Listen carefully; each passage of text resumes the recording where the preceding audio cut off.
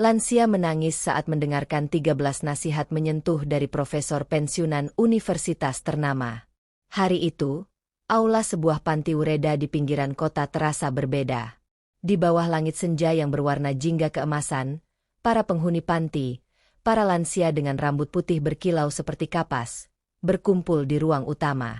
Mereka duduk rapi, mengenakan pakaian terbaik mereka, penuh harap menantikan tamu istimewa yang dijanjikan. Tamu itu adalah Profesor Arman Surya, seorang pensiunan profesor filsafat dari universitas ternama di negeri ini. Namanya telah lama dihormati, bukan hanya karena kecerdasannya, tetapi juga karena hatinya yang lembut dan bijaksana.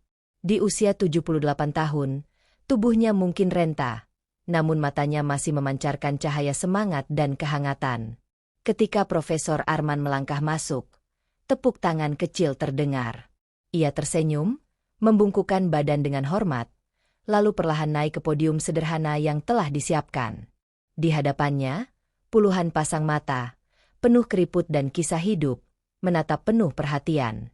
Tanpa banyak basa-basi, ia membuka sebuah buku catatan lusuh, catatan hidupnya, katanya, dan mulai berbicara. Hari ini, saya tidak datang untuk mengajari. Saya datang untuk berbagi.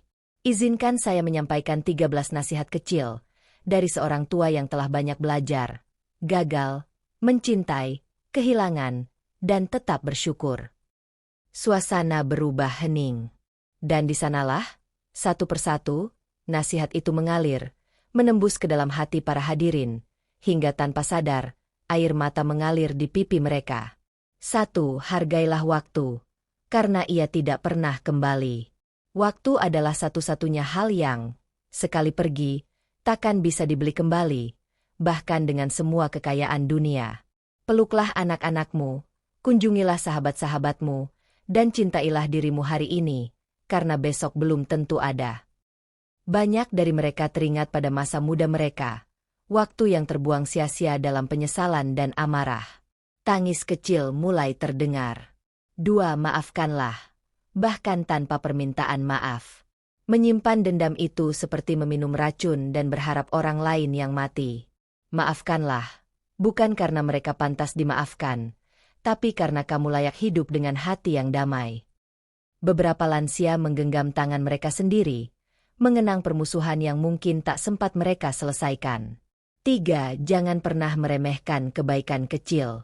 Senyuman, sapaan, pelukan, itu mungkin terlihat kecil bagimu, tetapi bisa menjadi penyelamat bagi seseorang di hari tergelapnya.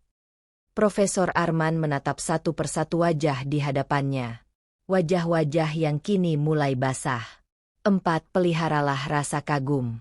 Tak peduli berapa usiamu, tetaplah belajar, bertanya, dan terkagum-kagum. Dunia ini penuh keajaiban, hanya jika kita mau melihatnya. Seorang nenek mengusap matanya, teringat masa kecilnya, ketika setiap pelangi terasa seperti mukjizat.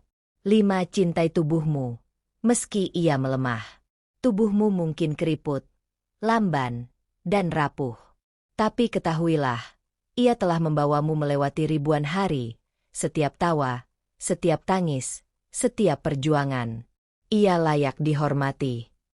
Beberapa peserta terlihat membungkuk sedikit, seolah berterima kasih pada tubuh mereka sendiri. 6. Bersedihlah secukupnya, lalu lanjutkan hidup. Kehilangan itu pedih. Tangisilah mereka yang pergi, namun jangan biarkan hatimu tinggal di pemakaman selamanya. Mereka ingin melihatmu bahagia, bukan terkubur bersama kenangan. Isak kecil memenuhi ruangan. Banyak di antara mereka yang telah kehilangan pasangan hidup, sahabat, bahkan anak-anak mereka. 7. Tertawalah sesering mungkin.